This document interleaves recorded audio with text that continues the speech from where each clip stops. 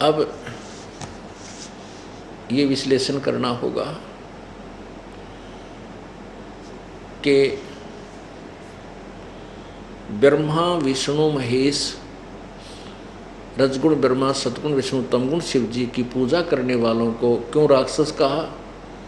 राक्षस स्वभाव का धारण किए हुए मनुष्यों में नीच दुष्कर्म करने वाले मूर्ख क्यों कहा गीता जी में? जैसे तमोगुण भगवान शंकर की पूजा की थी रावण ने, तमोगुण भगवान शिव से अतिरिक्त किसी को नहीं माना, ये दोष उसके गुरु का था। उस अज्ञानी ने बता दिया कि वेदों में भगवान शिव ये जटाधारी तमोगुण शिव ही सर्वेश्वर है, महेश्वर है, मृत्युंजय है, कालज्य है, पूज्य है, सर्व सब सुखदायी है। अब उस रावण ने गुरुदेव की उस अज्ञान पर विश्वास करके और तन मन धन से समर्पण करके भगवान तमोगुण शंकर को इष्ट मानकर इतना कठोर तपस्या की, अपना सिर भी काट कर चढ़ा दिया। ऐसे धड़ यहाँ से काटा था ना और समर्पण कर देता। जैसे उसने 10 शीश काटे तो 10 के 10 उसको मिल भी गए। इतना कि ये लाभ दे देते हैं, उसको धन दे दिया, क्योंकि रिद्धि सिद्धि इनके पास है, भगवानों के पास। ये यहाँ के खिलौने दे देते हैं, आगे भविष्य का इनकी पूजा से खक नहीं होता, मोक्ष नहीं हो सकता। तो रावण ने साधना की तमोगुण भगवान शंकर की और आखिर में राक्षस कहलाया। शराब पीने लग गया, मांस खाया करता, परतरिया को उठा लिया सीता जी को, इससे दुष्कर्म और क्या करेगा, अपनी माँ को पत्नी बनाने की चेष्टा कर रहा था। तो कहते हैं ये तमोगुण भगवान शंकर के उपासक रावण की गति थी, जिसके ऊपर सती थी, जिसको कोई सी भी संज्ञा दे लो सारी फटे। राक्षस स्वभाव को धारण किया हुआ, मनुष्यों में नीच दुष्कर्म करने वाला और मूड। अरे तेरा गजब हो, यो कहाँ से के कुकर्म कर लिया, एक औरत को उठा लिया, कितने बहाने बना के। अब दूसरा तमोगुण भगवान का उपासक एक भस्मागिरी था। उस भस्मागिरी ने ये गिरी, पुरी, नाथ, ओगड़, नागा, ये सारे भगवान शंकर तमोगुण के अनुयायी हैं, उपासक हैं। तो भस्मागिरी ने भगवान शंकर के कैलाश पर्वत के ऊपर उसके मकान के सामने बैठ गया, ऊपर को पैर नीचे ने सिर करके सिरासन पर, और साधना करता रहा। 12 वर्ष जब साधना कर ली तो एक दिन पार्वती जी ने कहा कि हे भोलेनाथ, हे भगवान महादेव, आप देवों के देव हो, महादेव हो, आपके सामने आपका उपासक क्या याचना कर रहा है, आप इसको प्रदान कर दो। तब भगवान शंकर जी ने कहा कि मांग भाई भस्मागिरी, क्या मांगता है? भस्मागिरी ने कहा प्रभु आप वचनबद्ध हो कि मैं मांगू आप मुझे प्रदान कर दोगे। भगवान शंकर ने सोचा कि मांगेगा, एक सिद्धि मांग लेगा, हैं, एक रिद्धि सिद्धि मांग लेगा, मैं दे दूंगा। तो उसने भगवान ने कह दिया, शंकर जी ने, तमोगुण भगवान शंकर ने बोल दिया तथास्तु, जो तू मांगे मैं वही वचनबद्ध होता हूँ। तब उसी समय खड़ा हो गया वो तो सीधा, और कहने लगा भगवान जो भस्म कड़ा है ना आपके पास, ये भस्म कड़ा दे दो मुझे। अब भस्म कड़े में क्या विशेषता थी? कड़ा जो भगवान ने हाथ में पहन रखा था, उस कड़े को किसी के सिर पे रख के यूँ बोल दे भस्म, वो उसको जला देता था। तो भगवान शंकर ने सोचा भाई साधु, योगी साधु भगत है, जंगल में रहता है, अपनी सुरक्षा के लिए मांगता होगा, वो भी निकाल के दे दिया अगले भाई। जो ही उस तमोगुण उपासक भस्मागिरी के हाथ में वो कड़ा आया, भस्म कड़ा, उसी समय त्योर बदल गया। कहने लगा भगवान शंकर अब होले होशियार, तुझे मारूंगा, तुझे भस्म करूंगा और पार्वती को अपनी पत्नी बनाऊंगा। मैंने इसी उद्देश्य से साधना की थी, तेरा भस्म कड़ा मांगू। अपने आत्मा भस्मागिरी पीछे पीछे, और जिसको सर्वेश्वर, महेश्वर, मृत्युंजय, कालज्य और ये सब के मालिक, वो आगे आगे भाग रहा, खकाट ठा रखा है तरह के भैया। अगर ये अविनाशी थे तो बाजा क्यों? डर किस चीज़ का था? हमारे भाई आजा, इतना भी मत ना डटी। तो वो पता था कि तो एक महीने कर यार तू गया काम थे, बस हम कहते मरेगा, तो भाग लिए। अब इसको कितना बढ़ा दें चैप्टर को उतना बढ़ सकता है। पार्वती रूप धारण करके भगवान आए, उसको गंडहत नाच नचा कर भस्मागिरी को मार दिया। तो कहने का भाव ये है कि ये गीता जी का 7वें अध्याय का 12 से 15 श्लोक ये स्पष्ट कर रहा है। उसके लिए उदाहरण देना पड़ा इस कंसेप्ट को क्लियर करने के लिए कि तमोगुण, इन तीनों गुणों के द्वारा जिनका ज्ञान हरा चुका, रजगुण ब्रह्मा, सतगुण विष्णु, तमगुण शिव जी की साधना पर जो आरूढ़ आगे नहीं किसी की सुनना चाहते, वो राक्षस स्वभाव को धारण किए मनुष्यों में नीचे ओए होए इस तरह गंदा के स्वभाव का, अपने जिसको इष्ट मान रहा, गुरुदेव मान रहा, उसकी पत्नी के ऊपर बदनीति से दुष्ट कर्म, नीच और कौन होगा? मनुष्यों में नीच, दुष्कर्म करने वाले, मूर्ख, मूढ़, यानी साधना भी करन विवेक नहीं, आगे के बनेगा तेरी साधना से, वो मूढ़ कहे। अब जैसे हिरण्यकशिपु जो प्रहलाद के पिताजी थे, उसने रजोगुण भगवान ब्रह्मा जी की उपासना की थी और बहुत ही कठिन तप किया था, साधना की थी, और प्रसन्न होकर के ब्रह्मा जी ने कहा मांग क्या मांगता है? सुबह मरू ना, शाम मरू, रात मरू ना, दिन मरू, 12 मास मरू नहीं, पशु पक्षी से मरू नहीं, मनुष्य से नहीं मरू, शेर प्राणी से नहीं मरू। तथास्तु कर दिया। अब उसने मान लिया कि तू अब मर नहीं सकता। उधर से अपनी पूजा शुरू करवा दी कि मेरा नाम जपो, हिरण्यकशिपु बोलो, क्या ले रहा है विष्णु। उधर से उसका पुत्र जो था प्रहलाद, वो परिचित हो गया था कि भगवान के नाम बिना, भगवान की भक्ति बिना गुजारा नहीं। और अपने ही पुत्र का शत्रु बन गया। हिरण्यकशिपु ने ऐसी यातना दी, फूकना चाहा, पर्वत से गिर दिया, सर्पों के झुंड में डाल आया, फिर लाल खंबे गर्म करके उसके साथ उसको बांधना चाहा कि इसको पकड़ नहीं तुझे मारूंगा। तब तो परमात्मा ने आकर के उस राक्षस का अंत किया, नरसिंह रूप धारण करके। अब वो हिरण्यकशिपु राक्षस कहलाया, रजगुण ब्रह्मा का उपासक, दुष्कर्म करने वाले, राक्षस स्वभाव को धारण करने वाले, मनुष्यों में नीच, दुष्कर्म करने वाले मूर्ख। अब एक उदाहरण कंसेप्ट कति क्लियर कर देगा वैष्णव साधुओं के, जो विष्णु जी के सतोगुण के उपासक हैं। एक समय हरिद्वार के अंदर हर की पैड़ी पर एक कुंभ की परभी का संयोग इन्होंने जोड़ कर बनाया, और उस में स्नान करने के लिए सभी गिरी, पुरी, नागा, वैष्णव और ये सभी साधु वहाँ पहुँच गए। ये क्या करते हैं, गिरी अपने समुदाय में जाकर के पूरे ग्रुप बन जाता है, देश देशांतर के आकर, और वैष्णव अलग हो जाते हैं, अपना अलग डेरा होता है उनका, पुरी अलग, गिरी अलग, और नागा न्यारे। तो जब स्नान का समय आता है तो स्नान की जो परभी का समय होता है, थोड़ा सा कुछ समय होता है, 1-2 घंटा, और समय इस समय से इस समय तक रहेगी, उसके दौरान इन्होंने सभी ने स्नान करना होता है। तो नागा जो बिल्कुल नंगे रहते हैं, निवस्त्र, वो अपना पूरा समुदाय उनका चल पड़ा हर की पैड़ियों पर स्नान करने के लिए, परभी में मोक्ष कराने के लिए, पापों का नाश कराने के लिए।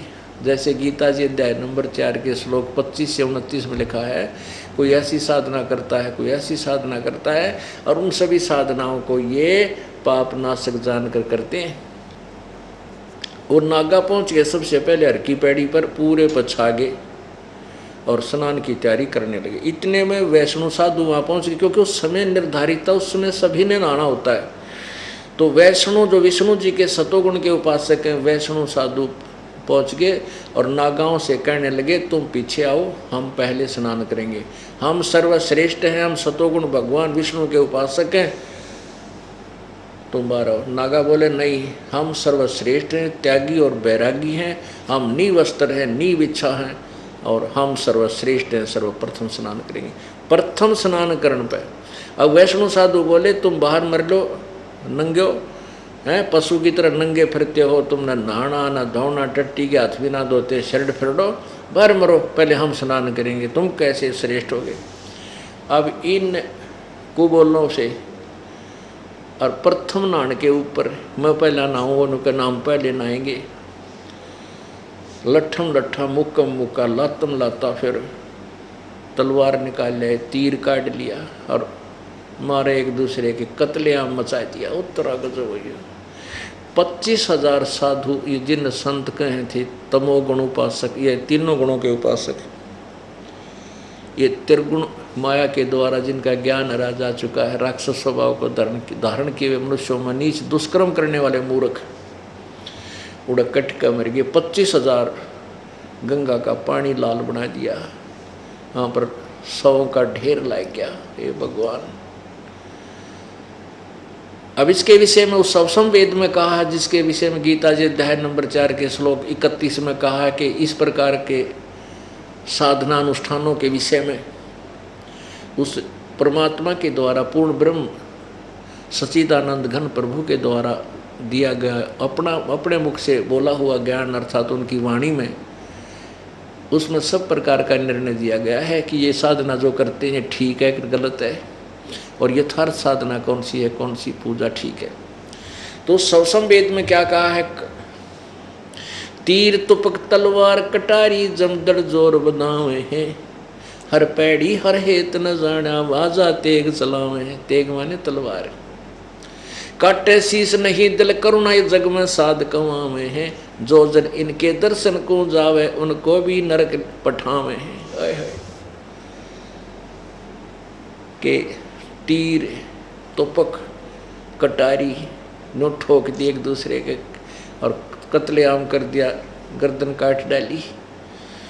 तीर तुपक तलवार कटारी डट कर जमदड़ जोर बधावे हैं, यानी डट कर युद्ध किया, और हर पैड़ी हर हेत ना जाना, हर की पैड़ी, और वहाँ पर भगवान के प्रति उन्हें डर भी कोई ना, प्यार भी ना उमड़ा। तुम आए थे वहाँ पर पाप कटाने के लिए, मोक्ष कराने के लिए, और कत्लेआम कर डाला।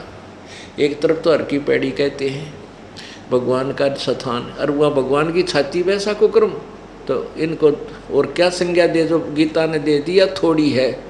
गीता जी ने जो इनके विषय में लिखा है ये कम से कम है, इनके बारे में तो कुछ भी बोला जा सकता है। काटे शीश नहीं दिल करुणा, ओहो, जिनके दिल में दया भी कोई ना, हर सर गर्दन काटे, शीश काटे। काटे शीश नहीं दिल करुणा ये जग में साध कमावे हैं, इनको संत और महात्मा कहते हैं, और जो जन इनके दर्शन को जावे उनको भी नरक पठावे।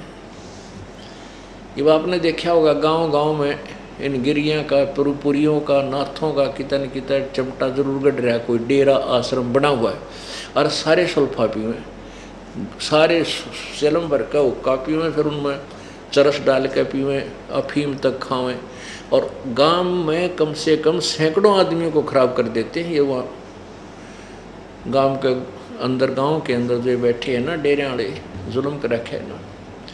अब किस भगवान की तलाश सभी को है, और घर में कोई भैंस दूध ना दे तो माँ अपने बेटे ने कहेगी बेटा जाइए महात्मा बाबा जी से कुछ जंतर मंत्र करा के लिया, और वो इसे चतुर हैं, जानते नहीं होगा, ले बच्चा इस चलम ने एक बार मारिए छोटे शलगा दे इसने, और वो धीरे धीरे उस बच्चे को वो सुल्फा पैण सिखा ले, फिर वो बच्चा आदि हो जाए, फिर गरते दाने गेहूँ लको के लिया छुपा के, फिर उन्हें बेच के, फिर सुल्फा बाबाजी दौरे में लाए, वो बैठा गाँव का गोरे, तो इनने न्यू नाश कर रखा सारा, ऐसा बट्ठा बैठा दिया, सारी बुराइयां पैदा कर दी समाज के अंदर। अब उस समाज को जो इनके द्वारा बिगाड़ा गया, स्वस्थ करने के लिए इस दास को कितना प्रयत्न करना पड़ रहा है। अब हो जाएगा, कितना ही कपड़ा मैला हो, साबुन और पानी के प्रयोग से और ड्राई क्लीन से साफ हो जाएगा। अब हमारे पास सारे व्यवस्था है, सब पदार्थ हैं, सब प्रकार की विधि है, पूरे विश्व को साफ कर देगा परमात्मा का ऐसा निर्मल ज्ञान है।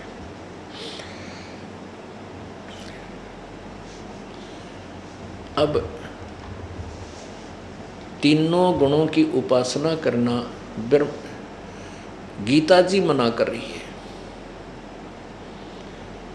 और आगे क्या बताते हैं, जो अन्य देवताओं की पूजा करते हैं, यानी एक भगवान ने छोड़ के अन्य भगवानों की जो पूजा करते हैं, ब्रह्मा विष्णु महेश भी अन्य भगवानों में आती, अन्य देवताओं में। अब देखिएगा गीता जी अध्याय नंबर 7 के श्लोक नंबर अब 20 में देखेंगे। इन्हीं से संबंध है, 15 से आगे संबंधित है। अब क्या लिखा है इसमें कि उन भोगों की कामना द्वारा जिनका ज्ञान हरा जा चुका है, उन ब्रह्मा विष्णु महेश यानी अन्य उन देवताओं से मिलने वाले लाभ से जिनका ज्ञान हरा जा चुका है, अपने स्वभाव से प्रेरित होकर उस नियम को धारण करके अन्य देवताओं को भजते हैं, पूजते हैं। अन्य देवताओं को आगे देखो 21 में, जो सकाम भक्त, ये 21 है, सकाम भक्त जिस देवता के स्वरूप को श्रद्धा से पूजना चाहता है, उस भक्त की श्रद्धा को मैं उसी देवता के प्रति स्थिर करता हूँ। आगे देखो काल बोल रहा है 22 में, वह पुरुष उस श्रद्धा से युक्त होकर उस देवता का पूजन करता है और उस देवता से मेरे द्वारा ही विधान किए हुए उनिश्चित भोगों को निस्संदेह प्राप्त करता है। अब 23 में स्पष्ट कर दिया, परंतु उन अल्प बुद्धि वालों का वह फल नाशवान है। अल्प बुद्धि मंद बुद्धि वालों का, अज्ञानियों का, देवताओं को पूजने वाले देवताओं को प्राप्त होते, मेरे भक्त मुझको ही प्राप्त होते हैं। क्या स्पष्ट किया है कि जो अन्य देवता ब्रह्मा विष्णु महेश अन्य देवताओं में आते हैं, फिर कहता है इनकी पूजा करते तो हैं और इनको जो थोड़ा बहुत लाभ इनसे मिलता है, इनको मैंने ही ये पद दे रखे ब्रह्मा विष्णु महेश को। ये और सुन लो थोड़ी सी, एक प्रमाण आपको सिद्ध करते हैं। शिव पुराण के अंदर देखिए, एक बार ब्रह्मा और विष्णु की लड़ाई होगी। किस बात पर? कि ब्रह्मा जी कहता है विष्णु जी को जाकर के कि विष्णु मैं तेरा बाप हूँ, तू मेरे से पैदा हुआ है। विष्णु कहता मैं तेरा बाप, तू मेरे से पैदा हुआ है। इस बात पर मैं तेरा बाप हूँ, कहना मैं तेरा बाप। दोनों का झगड़ा हो गया, कर लिया अपने हथियार तैयार। उन दोनों का फिर युद्ध समाप्त कराने के लिए इस काल भगवान ने एक स्तंभ ऊपर से स्तंभ छोड़ दिया, तेजों में स्तंभ उनके बीच में गाड़ दिया और उस स्तंभ ने देखने लग गए, ये ऊपर नीचे जाके वो लड़ाई बंद होगी। फिर वो काल प्रकट हुआ ज्योति निरंजन महाशिव के रूप में, शिव जी के रूप में। ये ऐसे ही इनको भ्रमित करता है। कोई साधक साधना करता है, ओम नाम का जाप मेडिटेशन अठियो करता है, किसी को तो विष्णु रूप में दर्शन दे देता है, किसी को शिव रूप में दर्शन दे देता है, किसी को ब्रह्मा रूप में। तो ये साधक सोचता है कि ये ब्रह्मा विष्णु महेश जो ये देवता है ना, ये है भाई पूर्ण परमात्मा, हमें दर्शन हुए, हमारे को ये आदेश देगा, ये वरदान देगा। तो वो न्यों उलझा दिए, ये भ्रमित हो गए एक दूसरे से। फिर ब्रह्मा जी के पास आकर कहें आप ही पूर्ण परमात्मा हो, आपने हमसे छुपे हुए हो, आप ही जगत के सृष्टा हो, आप परमपिता हो।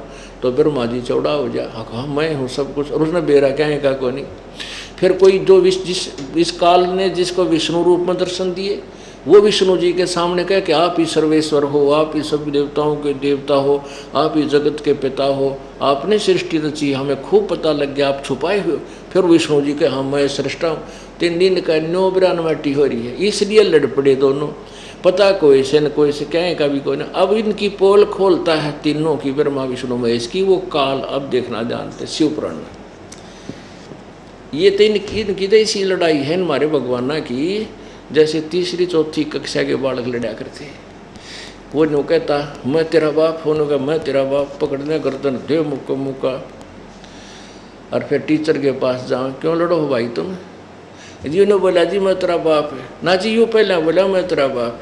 अरे थरा गजब। तो ये लड़ाई तो हमारे देवता लड़े जिनकी हम पूजा करा करते, और हम सोचा हमें शांति मिलेगी, हमारे अंदर सदाचार आएगा। ये देखिएगा शिव महापुराण,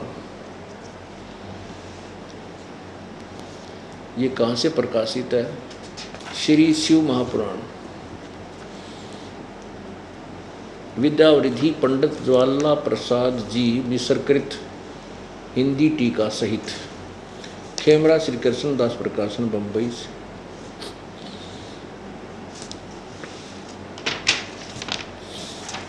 इसका देखिएगा, ये पृष्ठ 11 पे है, विद्वेश्वर संहिता अध्याय 6 में।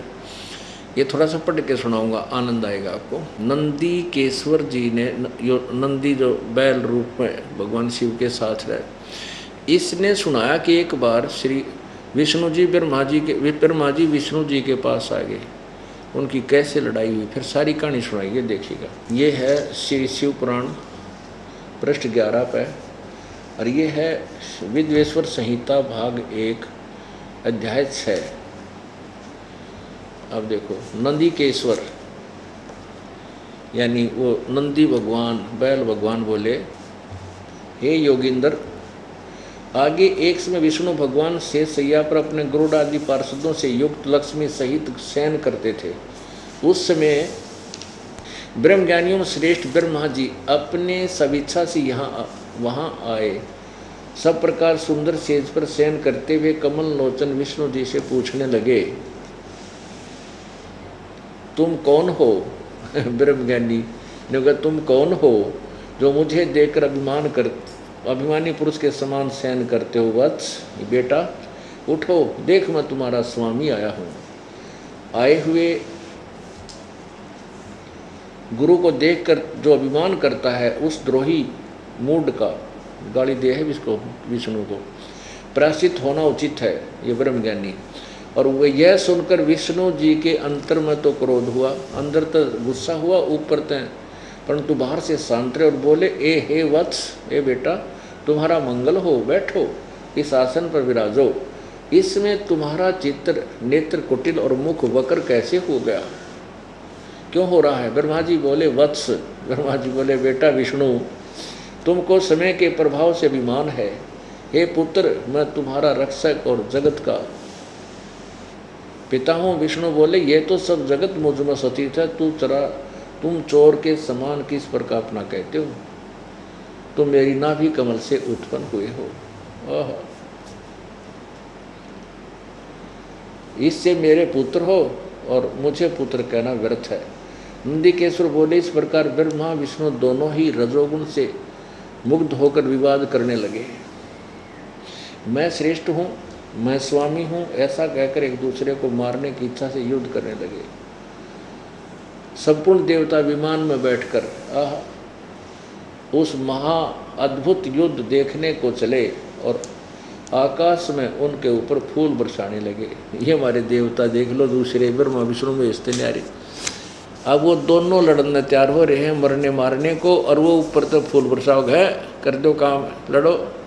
जबकि जाकर पंचायत करनी चाहिए, समझदारी से काम लो जी, क्यों लड़ो हो, आप पर लड़ोगे तो हमारा क्या होगा? नो कि वो फूल बरसाओ ऊपर तक, कहा कर दो काम, मारो लठ एक दूसरे के। अब आगे देखो, ये हम जो अपने उद्देश्य पर आते हैं, ब्रह्मा विष्णु और शिव ये परमात्मा नहीं है, मालिक नहीं है। दास नहीं कह रहा, ये अपने पुराण कह रहे हैं, इनकी हिस्ट्री बता रही है। ये देखिएगा, विद्वेश्वर संहिता अध्याय 9 में पृष्ठ 17 पे, अध्याय 9 में यहां से शुरू करते हैं। अब ये काल उनके बीच में आ गया। नंदीकेश्वर बोले, इस प्रकार भगवान ने उन नम्र हुए ब्रह्मा और विष्णु पर अनुग्रह करके उनके युद्ध में जो परस्पर उनकी सेना मारी गई थी, उसको अपनी शक्ति से जीवित किया कर उठाया। फिर क्या बोला वो? मेरे सकल और निष्कल भेद से 2 स्वरूप हैं, तो परंतु और ईश्वर नहीं, इस कारण तुम उनके 2 रूप नहीं हो सकते। पहला सतम रूप और दूसरा पीछे मूर्तिमान रूप धारण किया। इसमें ब्रह्म रूप निष्कल है और ईश्वर सगुण है। मेरे ये दोनों रूप सिद्ध हैं, दूसरे किसी के नहीं। अब देखिए कमाल कर रखे हैं, वो किसी के नहीं हो सकती। इस कारण तुम दोनों को अथवा दूसरों की ईश्वरत्व की प्राप्ति नहीं हो सकती। और तुमने अज्ञानता से अपने को ईश माना। ब्रह्मा और विष्णु को कौन कह रहा है? ये काल जो सदाशिव महाशिव रूप में रहता है। तुमने अपने आप को ईश मान लिया, भगवान मान लिया, यह बड़ा अद्भुत हुआ। उसके दूर करने को ही मैं रण स्थान में आया। अब तुम अपना अभिमान त्याग कर मुझ ईश्वर में अपनी बुद्धि लगाओ। मेरे प्रसाद से लोक में सब अर्थ प्रकाश करते हैं। यहाँ देखो, अब ये 18 पृष्ठ पे विद्वेश्वर संहिता 10 अध्याय में यहाँ नीचे देखो। अब ये क्या कहता है? काल, हे पुत्रो, यह कृत्य कौन सा? जैसे सतिथि और उत्पत्ति का। हे पुत्रो, यह कृत्य आपने तप से प्राप्त किया है, जो कि सृष्टि की उत्पत्ति और पालन कहता है, और सो मैंने प्रसन्न होकर तुम्हें दिया है। इसी प्रकार दूसरे जो कृत्य हैं, रुद्र और महेश को प्रदान किए। ये हो गए ना न्यारे न्यारे। ब्रह्मा और विष्णु का तो इस ऊपर सेंटेंस में लिया। यहाँ पर रुद्र और महेश, बोलने वाला इनसे भी न्यारा है, प्रदान किए हैं। रुद्र और महेश को भी प्रदान किए, परंतु अनुग्रह करते कोई भी पाने को समर्थ नहीं है। ये स्पष्ट हुआ कि ब्रह्मा, विष्णु और शिव ये भगवान नहीं है, मालिक नहीं है, ये पूजा के योग नहीं है। ये कहता है काल के तुम मेरी भजन करो, और तुमने जो ये कर्त मैंने तुम्हें दिया है, तुमने तप करके प्राप्त किया। तुम्हारा ही जूता, तुम्हारा ही शीश। काल तो हमारे साथ ऐसा जुल्म कर रहा है, पहले तो रोंग साधना करवा के हमारे को सिद्धि युक्त कर लेता है, और फिर रिमोट से हमारे से अपना सारा कार्य उल्लू सीधा करवाता है। ब्रह्मा, विष्णु, महेश की इनकी हिस्ट्री देखो। किसी ने 12,000 तप किया, वर्ष तप किया, 88,000 तप किया, और जब ये एटम बम बन जाते हैं तब काल इनका रिमोट अपने हाथ में ले लेता है, और फिर कहते हैं तुमने तप करके प्राप्त किया है, और मैंने प्रसन्न होकर के तुम्हारे को सती थी और ये उत्पत्ति का, ये पालन का महकमा दिया है। और 2 कृत और महेश और रुद्र को भी मैंने दिए हैं संहार करने के, और अनुग्रह कोई नहीं कर सकता, यानी रम नहीं कर सकते, तुम केवल वर्क डन दे सकते हो। इससे सिद्ध हो गया कि ब्रह्मा, विष्णु, महेश भगवान नहीं है, मालिक नहीं है, क्योंकि शिव पुराण में इनको रिजेक्ट किया है। वास्तविकता भी यही है। लेकिन जब तक हम पूर्ण परमात्मा से परिचित नहीं होते, तब तक हम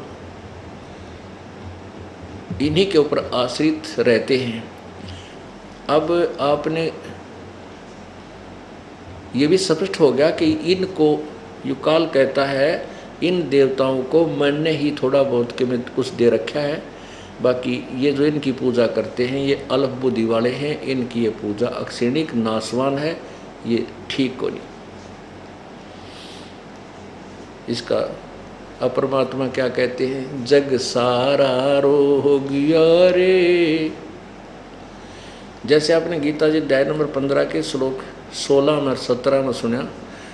16 में कहा है कि क्षर पुरुष और अक्षर पुरुष ये और इनके प्राणी, क्षर पुरुष ये ब्रह्म, ये काल, अक्षर पुरुष ये परब्रह्म, ये और इनके प्राणी दोनों नाशवान। उत्तम पुरुषत्व अन्य 17वें श्लोक में कहा, उत्तम पुरुषत्व अन्य परमात्मा इति उदाहरते, इसको भगवान कहा जाता है। वो तो इन दोनों से न्यारा है, वही वास्तव में अविनाशी है, वे तीनों लोकों में प्रवेश करके सबका धारण पोषण करता है। गीता ज्ञान दाता अध्याय नंबर 4 के श्लोक 5 में कहता, अर्जुन तेरे और मेरे बहुत जन्म हो चुके, तू नहीं जानता मैं जानता हूँ। अध्याय 4 के श्लोक 9 में कहा कि मेरे जन्म और क्रम अलौकिक है, यानी जन्म तो होते हैं।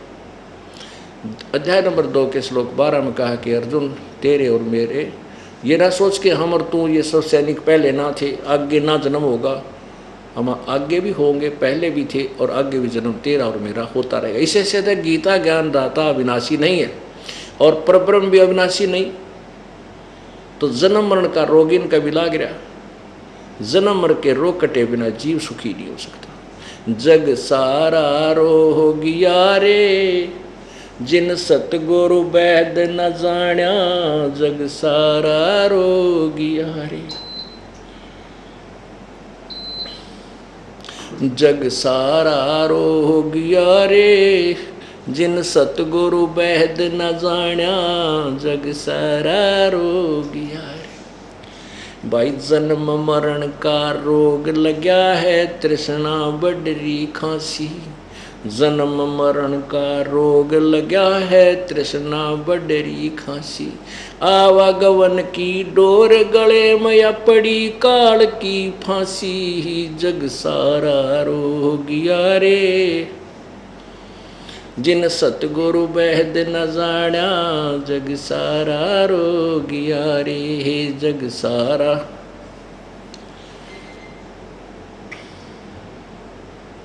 भाई साचा सतगुरु कोई है न पूजे इन झूठा जगपतियासी। सच्चा सतगुरु कोई है न पूजे झूठों जगपतियासी। अंधे की बाँ गई अंधे न ये मार्ग कौन बतासी। जग सारा रोगिया रे। जिन सतगुरु बैद न जाण्या जग सारा रोगिया रे। जग सारा रोगिया रे। जिन सतगुरु भाई देखा देखी गुरु शिष्य बन गए किया ना तत्व विचारा। देखा देखी गुरु शिष्य बन गए किया ना तत्व विचारा। गुरु शिष्य दोनों के सिर पर युकाल ठोके पंजारा। जग सारा रोगिया रे। जिन सतगुरु बैद न जाण्या जग सारा रोगिया रे। सार शब्द सर जीवन बूटी गस गस अंग लगावे। सार शब्द सर जीवन बूटी गस गस अंग लगावे। कहे कबीर तुम सतकर मानो ये जन्म मरण मिट जावे। जग सारा रोगिया रे। जिन सतगुरु बैद न जाण्या जग सारा रोगिया रे। सत साही अपरमात्मा के जन्म मरण का रोग लगा तृष्णा बडरी खांसी और आवागमन डोर गले या पड़ी काल की फांसी। फिर क्या कहते हैं कि सच्चे सतगुरु की न कोई नहीं पूजे इन झूठा जगपति ऐसी। सारे न कपोड़ पेल रखे इनके ऊपर विश्वास करें बैठे जिन्हें कह का भी नहीं पता। और परमेश्वर कबीर जी आए थे 600 साल पहले ये निर्मल ज्ञान बताया करते वो नहीं मानी किसी ने। तो भगवान आखिर में कहते हैं सच्चा सतगुरु कोई ना पूजे इन झूठों जगपति ऐसी। और अंधे की माँ पकड़ी अंधे ने बता मार्ग कौन बतासी। ये सारे अंधे अनुयायी भी ज्ञानहीन और वो मुख्य इनके हेड ऑफ द डिपार्टमेंट भी अज्ञानी। तो कौन सा राह बतावे मोक्ष मार्ग का। फिर परमात्मा कहते हैं कि एक वो सार नाम जो है सार शब्द जो है ये आपका रोग काटेंगे जन्म मरण का। और इसको नाम लेकर इसका जाप करना होगा सार नाम का। और कहे कबीर तुम सतकर मानो जन्म मरण मिट जैसी। बोलो सतगुरुदेव सत साहे। परमपिता परमात्मा सारी सृष्टि के रचनहार सर्व ब्रह्मांडों के कुल मालिक कबीर देव कबीर प्रभु कबीर अमितोजा कबीर अग्नि कबीर अल्लाह अल्लाहु अकबर अल्लाह कबीर हक्का कबीर ये उसी परम पिता परमेश्वर कबीर देव के कबीर साहब के भाषा भिन्न नाम हैं। वो परमात्मा सर्व सृष्टि रचनहार कबीर परमेश्वर कबीर प्रभु ये पूर्ण ब्रह्म परम अक्षर ब्रह्म अपने विषय में जानकारी देने के लिए स्वयं ही आते हैं। जैसा कि आपने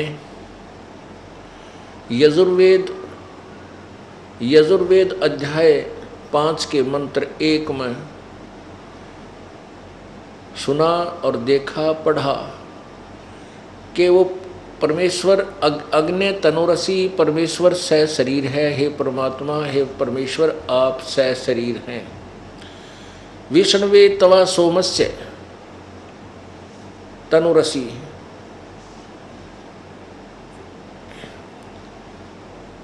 तवा माने उस, सोमस्य माने अमर पुरुष यानी अविनाशी परमेश्वर का,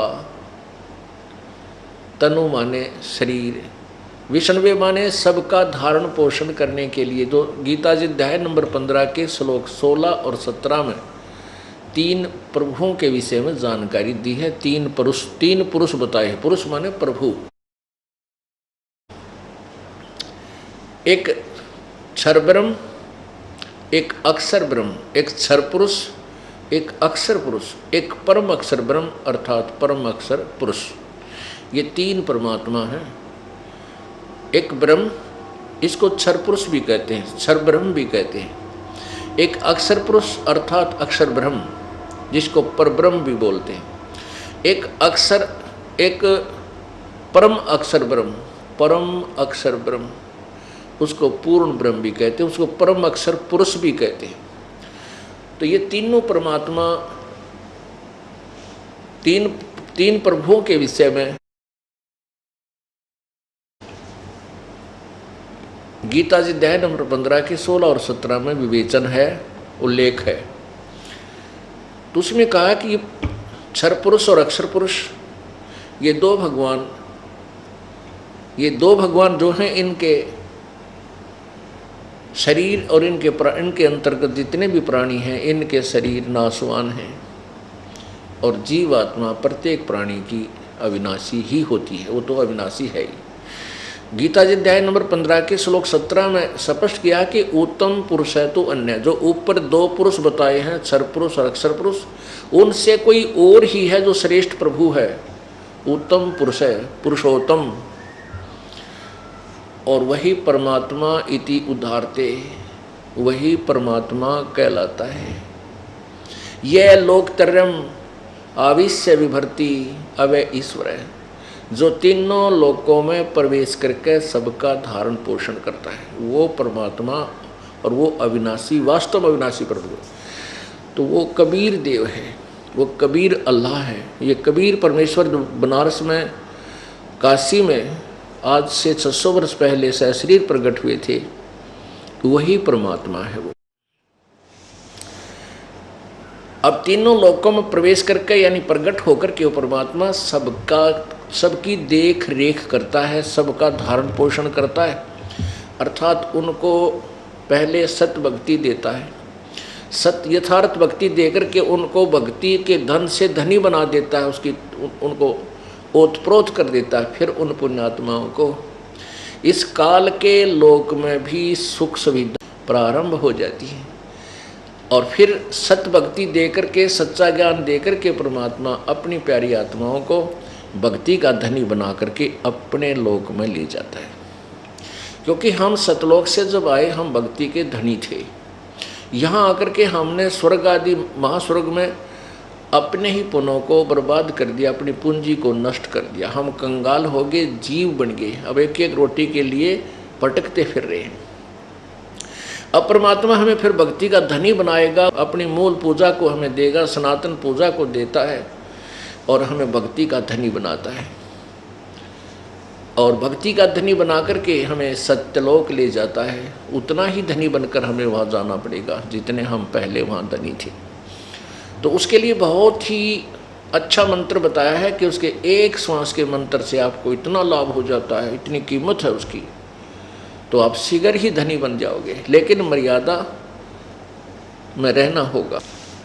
अब ये सत्संग समागम चल रहा है, परमेश्वर का पृथ्वी पर आगमन, तीनों लोकों में प्रवेश करके धारण पोषण करने वो परमेश्वर जब आते हैं, वो इस प्रकार आते हैं जिसके विषय में अब जानकारी दी जाएगी कि आज से लगभग 600 वर्ष पूर्व सन 1398 में वो परमेश्वर सशरीर प्रकट हुए थे और हम सब का धारण पोषण करके गए थे। जितने भी 64 लाख शिष्य हुए थे प्रभु के उस समय, उन 64 लाख को भक्ति से परिपूर्ण करके चले गए। यानी इतना करके पार तो हम नहीं हो पाए, क्योंकि हमने परमात्मा पर विश्वास नहीं हुआ। उस समय हम 64 लाख शिष्य थे कबीर जी के। आज से 600 वर्ष पहले भारतवर्ष की जनसंख्या मुश्किल से 4 करोड़ होगी, जिसमें अफगानिस्तान, बलोचिस्तान और गढ़ गजनी तक यहाँ पर एक ही देश था। तो उस समय 64 लाख शिष्य और एक संत के हो जाना कोई बालकों का खेल नहीं है। 64 लाख, ना कोई मीडिया था, ना कोई प्रचार प्रसार का माध्यम था, क्योंकि वो समर्थ शक्ति थी। एक दिन में 1000 जगह प्रकट होकर के अपने प्रचार कर दिया करते थे। और जो भी मालिक के चरणों में आता था उसको सुख हो जाता था, उसके कष्ट निवारण हो जाते थे, फिर वो गुण गाता रहता था। इस प्रकार 64 लाख शिष्य प्रभु के हुए थे। वो परमात्मा अतिथि रूप में आता है। अतिथि का अर्थ होता है जिसके आने की तिथि पूर्व निर्धारित ना हो, अचानक आ जावे, और वो कुछ ही दिन का मेहमान होता है। तो ऐसे परमेश्वर अचानक आते हैं और कुछ दिन संसार में रह करके एक जनसाधारण जैसी भूमिका करके वो सहशरीर चले जाते हैं। प्रत्येक युग में वो ऐसी ही लीला किया करते हैं। उसी के विषय में यजुर्वेद अध्याय नंबर 5 के मंत्र नंबर 1 में स्पष्ट किया है कि वो परमात्मा, हे परमेश्वर, आप सहशरीर हैं, आप तेजो में शरीर युक्त हैं। क्योंकि अग्नि परमेश्वर का अर्थ है तेजो में शरीर युक्त परमेश्वर। परमेश्वर का जो शरीर है वो तेज पुंज का है, नूर का है। अब जैसे हमारा शरीर 5 तत्वों से मिलकर बना है, और इसमें 5 तत्व कहीं नजर नहीं आते, कितना सुंदर कैसा बन गया। ऐसे ही एक नूर तत्व से वहाँ शरीर बनता है, जो ऐसनाविरम अकायम, शुक्रम अकायम ऐसनाविरम। वो तेज पुंज का शरीर जो है उसमें नाड़ी नहीं होती, और माता पिता के योग से वो शुक्रम से नहीं बनता। तो वो शरीर हम सभी का वहाँ सतलोक में था। हमने अपनी नालायकी से, अपनी वीकनेस के कारण हम परमात्मा से दूर हुए। तो वो परमेश्वर यहाँ प्रकट होता है, और सबका विष्णुवे माने सबके धारण पोषण करने के लिए, तवा माने उस, सोमस्य माने अमर पुरुष का, तनु मीन शरीर, असी माने है। यजुर्वेद अध्याय नंबर 5 के मंत्र 1 के विषय में आपको जानकारी दी जा रही है। अग्नि तनुरसी, हे परमेश्वर, आप सहशरीर हैं। विष्णुवे तवा सोमस्य तनुरसी, तवा माने उस, सोमस्य माने अमर पुरुष का, विष्णुवे माने तीनों लोकों में प्रवेश करके सबका धारण पोषण करने के लिए, तनु माने शरीर, असी माने है। परमात्मा एक रूप में सतलोक में रहते हैं, और दूसरा रूप धारण, वो सतलोक में जो शरीर है कबीर परमेश्वर का, पूर्ण ब्रह्म का, उसकी इतनी आभा है, इतनी शोभा है, इतना प्रकाश है कि एक रोमकूप में करोड़ सूरज और करोड़ चंद्रमा दोनों की रोशनी मिली जुली का जो प्रकाश हो, गर्मी ना हो, वो परमात्मा के एक रोमकूप का प्रकाश है। इतना, इसलिए इसको अग्नि तनुरसी, हे परमेश्वर, हे नूरी शरीर युक्त प्रभु, हे प्रकाश में परमेश्वर, तनु माने शरीर, आपका शरीर है। इसलिए अग्नि शब्द मीन परमेश्वर का, क्योंकि परमात्मा का शरीर बहुत ही तेजों में है, प्रकाश में।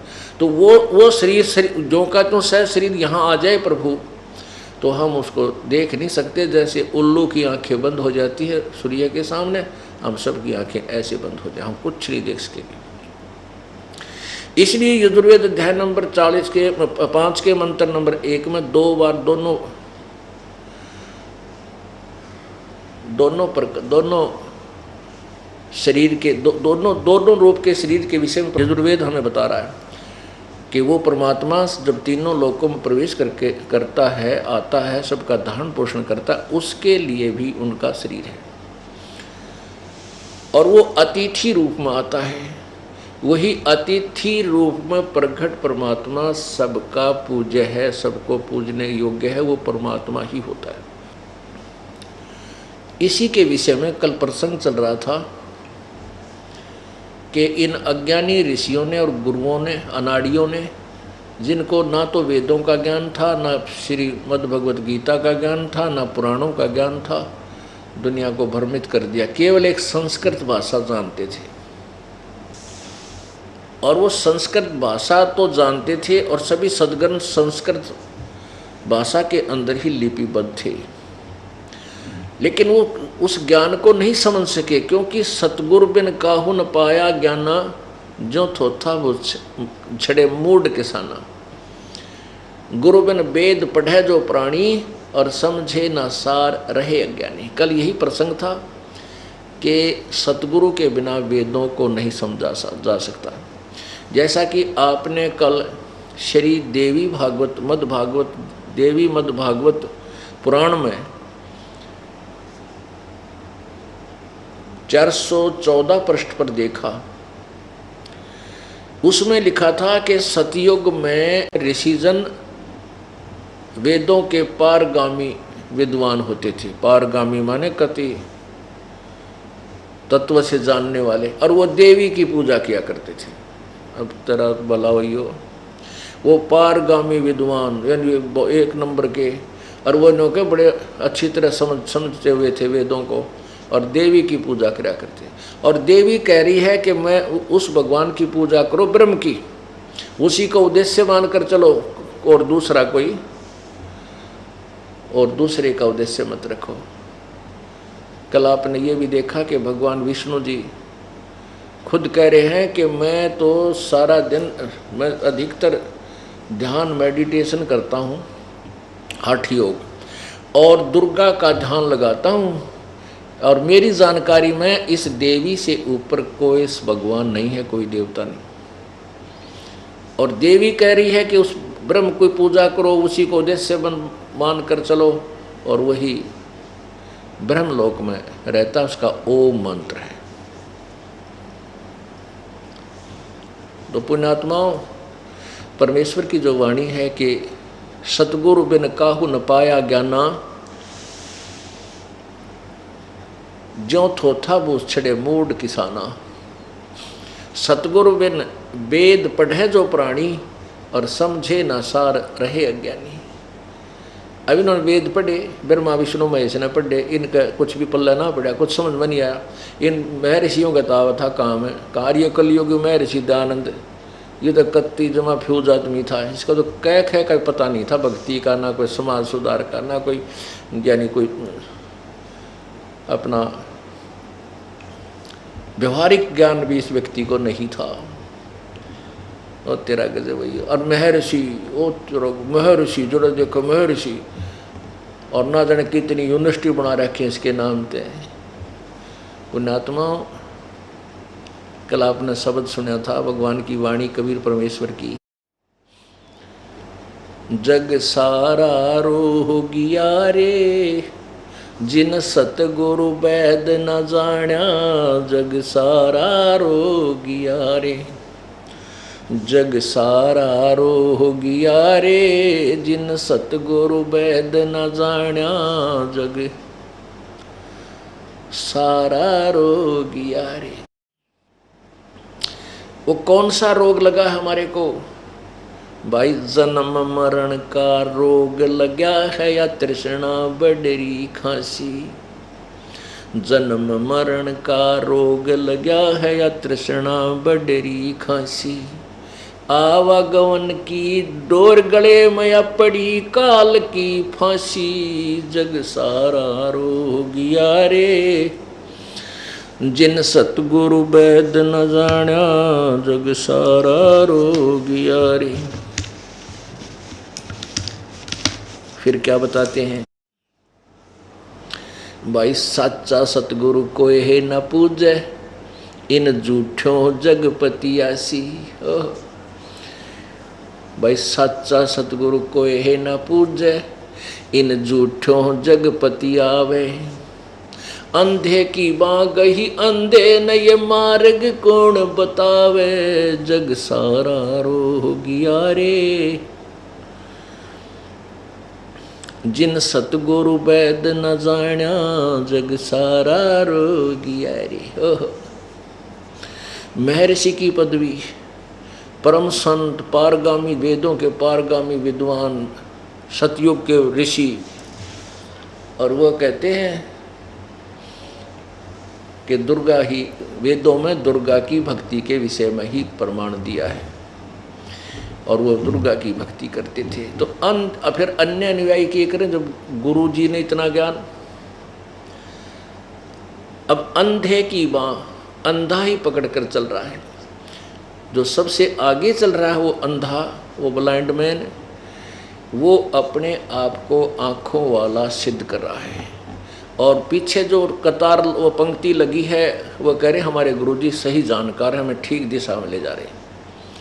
तो परमात्मा आज स्पष्ट कर रहे हैं, ये तत्व ज्ञान हमारे सामने स्पष्ट कर रहा है कि अंधे की बाँ अंधा पकड़े जावा था। और ये ऋषि महर्षि और ये गुरु सारे ज्ञानहीन, ज्ञान नेत्रहीन थे। और अनुयायियों के फिर आँख हो कहाँ से, जब गुरुजी अंधे हैं तो वो अंधे की बाँ अंधा ही पकड़ा जा। हम तो अंधे थे ही, क्योंकि हमें तो ये ज्ञान था ही नहीं कि सदग्रंथों में क्या लिखा है, क्योंकि हम अशिक्षित थे, हमारे पूर्वज अशिक्षित थे। और जिन्होंने ये संस्कृत भाषा आती थी वो वेदों और गीता को समझ नहीं सके। क्यों? परमात्मा कहते हैं मोती मुक्ता दर्शत नाई, ये जग है सब अंदरे, दिखत के तो नैन चश्म इनका फिरा मोतिया बंदरे। अब ये विद्वान तो दिखे थे, संस्कृत पढ़ रखी थी, लेकिन इनको तत्व ज्ञान अध्यात्म ज्ञान का मोतिया बिंद था। ये संस्कृत भाषा बोलकर अपने आप को विद्वान सिद्ध किए हुए थे। और हमें ऐसा लगा था जैसे ये तो कसूते विद्वान है, संस्कृत में तो डटे नहीं डटते, इतनी स्पीड संस्कृत भाषा बोल रहे हैं। लेकिन किसी को मोतियाबिंद हो ना, सफ़ेद मोतियाबिंद, उसकी आंखें इतनी स्पष्ट दिखाई देती हैं, बहुत ही स्पष्ट, लेकिन उसको दिखता कति नहीं। ऐसे ही ये विद्वान महर्षि पाके पड़े थे, इनका मोतियाबिंद था अध्यात्म ज्ञान का, इनको मोतियाबिंद था, इनको कोई ज्ञान नहीं था। पुण्यात्माओं, ये इसीलिए संघर्ष हो रहा है इस दास के पास कि मुझे सच्चाई कहनी पड़ रही है। मेरी ड्यूटी, मेरा कर्तव्य प्रभु ने यही बना दिया कि मैं सदग्रंथों का ज्ञान जनसाधारण तक पहुंचाऊं। ये आदेश है परमात्मा का। अब हमारे साथ कुछ भी घटना घटे, कुछ भी हो, इसकी परवाह नहीं मुझे, क्योंकि परमात्मा ने जो आदेश दे दिया, अब रखवाला भी वो बनेगा। उसने बाग लवाया है अपना, तो हम तो उसके नौकर हैं, उस बाग के माली के, उस बाग के मालिक के हम तो नौकर हैं। उसके पौधे लगा रहे हैं, अब बाढ़ तो उसने करनी पड़ेगी, धड़ी ने करनी पड़ेगी अपने पौधों को सुरक्षित रखने के लिए। तेरे लगे रे सत्संग बागे हो बाग, बंदी छोड़ चमन के माड़ी। तेरे लगे रे सत्संग बाग हो बाग, बंदी छोड़ चमन के माड़ी। तेरे लगे हो बाग, बंदी छोड़ चमन के माड़ी। सत्संग से सोधी आवे, नहीं जीव 84 में जावे। सत्संग से सोधी आवे, नहीं जीव 84 में जावे। अब मेटो द्वेष और राग हो राग, या उम्र बतेरी जाली। अब मेटो द्वेष और राग हो राग, या उम्र बतेरी जाली।